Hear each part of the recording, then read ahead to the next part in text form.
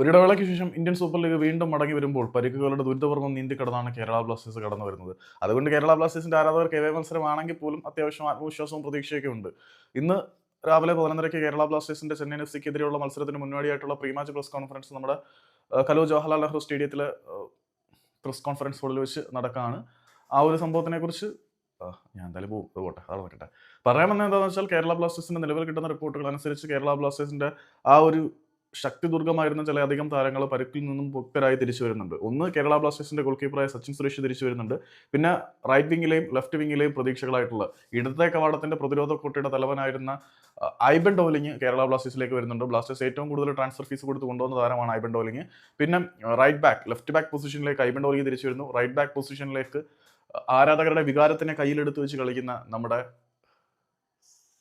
പ്രബീർ ദാസേട്ടന് തിരികെ വരുന്നുണ്ട്. അപ്പം പറഞ്ഞു വരുന്നത് എന്താണെന്ന് വെച്ചാൽ കേരള ബ്ലാസ്റ്റേഴ്സിന്റെ മത്സരങ്ങൾ, അതായത് ഇന്ത്യൻ സൂപ്പർ ലീഗ് ഇന്ന് റീസ്റ്റാർട്ട് ചെയ്യുകയാണ്. നാളെ കേരള ബ്ലാസ്റ്റേഴ്സിന്റെ മത്സരമുണ്ട്. ആ മത്സരത്തിലേക്ക് പ്രബീർ ദാസ്, സച്ചിൻ സുരേഷ്, ഐബൻ ഡോലിങ് ഈ 3 താരങ്ങളും തിരിച്ചു വരുന്നുണ്ട് എന്ന് വേണം കരുതാൻ. പക്ഷേ ഇവർ സ്കോഡിലുണ്ടായിരിക്കുമോ, ആദ്യ 11 വരുമോ, അതൊന്നും അല്ല പറയുന്നത്. പരുക്ക് മുക്തരായി ഇവർ ട്രെയിനിങ് ആരംഭിച്ചിട്ടുണ്ട് എന്നുള്ളതാണ് പറയാൻ വന്നത്.